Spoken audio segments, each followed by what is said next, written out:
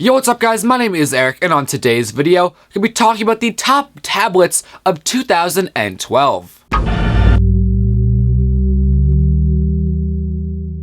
So the first tablet, which I say is the best, is of course the iPad 4th generation. Of course, the iPad is an Apple product and it runs the platform of iOS. The iPad has a great screen and also it has a great CPU, and the graphic card in it is a quad-core graphic card, and it is one of the best on the market, at least right now. And also the iPad has a great app store, which you can find tons of great apps optimized for tablets. Our next tablet is an Android tablet, and it is the Nexus 10. The Nexus 10 has a bigger display, at least compared to the iPad. Now, I'm not 100% sure if it's exactly better. It is higher resolution, but that does not mean a whole lot. The Nexus 10 has a great CPU and GPU, even though the GPU is a little bit worse, at least compared to the iPad, but the CPU on it is definitely better. And also, this product is running Jelly Bean 4.2. Even though this does have a big display, unfortunately the Android App Store is not as developed, at least compared to the iOS App Store, and that's mostly because there's a lot of apps that do not have support for tablets. Nonetheless though, if you're looking for a full-size Android tablet, you may want to get the Nexus 10. Our next tablet is the iPad Mini. Even though I was very skeptical about the iPad Mini at first, I've used it now and it really is a great device. The iPad Mini could definitely use some work, but I'm not going to get into that in this video,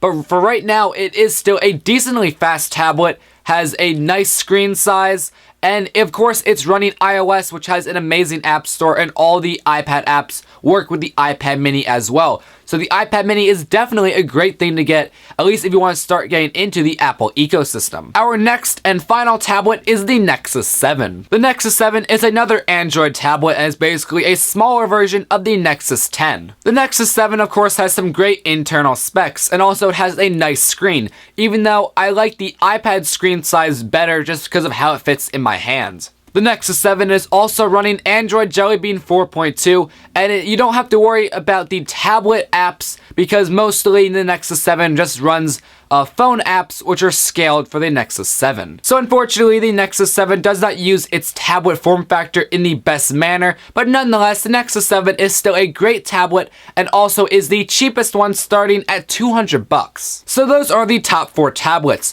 Now, I was gonna add the Microsoft Surface RT tablet, which is running Windows 8, but I decided not to because I do not know enough about the RT tablet and also don't know enough about Windows 8 to really classify it as one of the top tablets. From what I've seen, Windows 8 will definitely work well on a tablet, but I haven't used it personally, and I don't think it's exactly ready for prime-time use because the App Store is still being developed, and I'm not 100% sure if the Microsoft Surface tab has any bugs or anything, so I can't recommend it just yet. Maybe in next year's video, but we'll have to see. Anyway, that is the video for today. Please leave your feedback down below. Please tell me if you're gonna get any of these tablets. And yeah, anyway though guys, my name is Eric, and I'm signing out.